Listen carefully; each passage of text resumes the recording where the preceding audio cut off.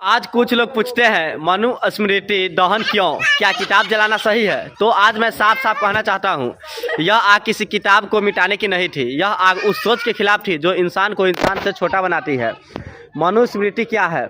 मनुस्मृति एक प्राचीन ग्रंथ है जिसे लंबे समय तक समाज के नियमों का आधार बताया गया, लेकिन इस ग्रंथ में इंसान को जाति में बांटा गया, जन्म के आधार पर उच्च नीच तय की गई और एक बड़े वर्ग को शिक्षा, सम्मान और अधिकार से दूर रखा गया। जब कोई विचार किसी इंसान को सिर्फ इसलिए छोटा कहे कि क्योंकि उसका जन्म किसी खास परिवार में हुआ, तो उस विचार पर सवाल उठाना पाप नहीं, ज़रूरत है। 25 दिसंबर 1927 को डॉक्टर भीमराव अंबेडकर ने महार सत्याग्रह के दौरान मनुस्मृति दहन किया। यह कोई गुस्से की कार्रवाई नहीं थी, यह एक घोषणा थी।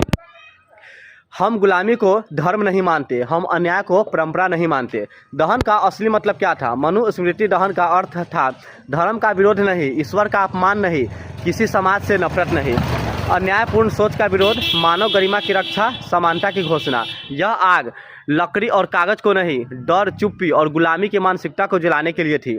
संविधान बना मनुस्मृति। एक तरफ मनुस्मृति जो कहती है तुम जन्म से छोटे हो, दूसरी तरफ भारत का संविधान जो कहता है भारत का हर नागरिक बराबर है।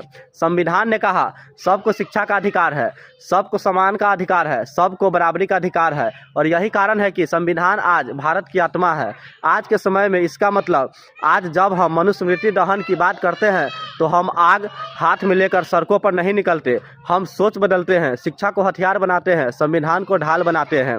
क्योंकि आज की लड़ाई तलवार से नहीं, विचार से लड़ी जाती है।